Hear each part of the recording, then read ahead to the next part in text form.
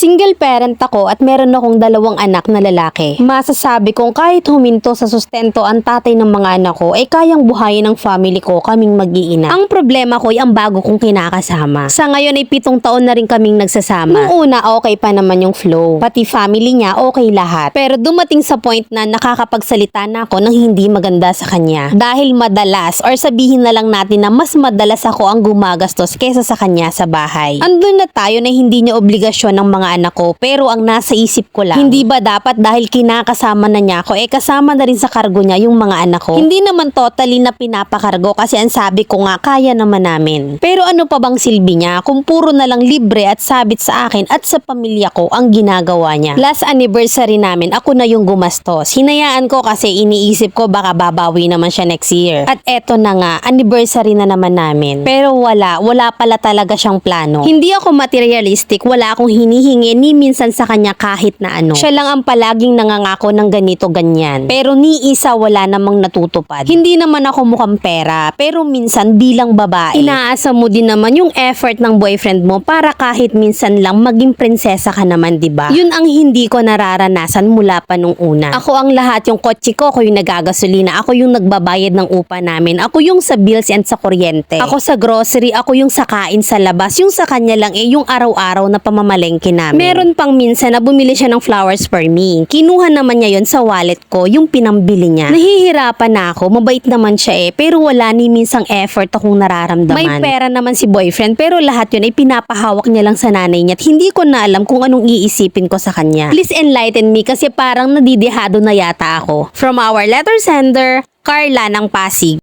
Kung mahal ka niyan talaga na kahit palibin kayo, ang trato niya dapat sa'yo ay parang asawa na. Sa'yo siya nakikitira, dapat sa'yo na rin siya nag-iintrega. Pag sa nanay niya siya nagpapaipon, may iba siyang plano sa buhay at hindi ka kasama doon. Wais ang Diyosawa mo kaya dapat may backup plan ka pa rin. Huwag kang mag-overfunction, huwag mong akuin lahat ng gastos kasi may pera naman siya. Bakit doon siya nag-iintrega sa nanay niya? Kayo na dapat yung pamilya niya at dapat sa'yo na siya nag-iintrega. Hindi na siya nahihiya sa'yo at sa pamilya mo na puro libre lang siya at hindi man lang siya maalam bumunot. Oo nga't hindi niya anak yung mga anak mo. Pero dapat ituring niyang mga anak niya na rin. Kahit nasa expenses, dapat iisa na rin kayo. Sa madaling salita, kaya siya ganyan, hindi niya kayang bumuo ng sariling pamilya. Bakit siya sa nanay niya nagpapahawak ng pera niya? Anong silbi mo nun? At sigurado ako na kahit na sinong babae ang lumagay sa sitwasyon mo ay pagtatalunan yung bagay na yan. Hindi siya good example ng isang padre de pamilya. At eto naman yung real talk advice ng Mami Lenyo. Wala nang pinag-iba pa yan sa kumuha ka ng martilyo at ipinukpok mo sa ulo mo. Sa 7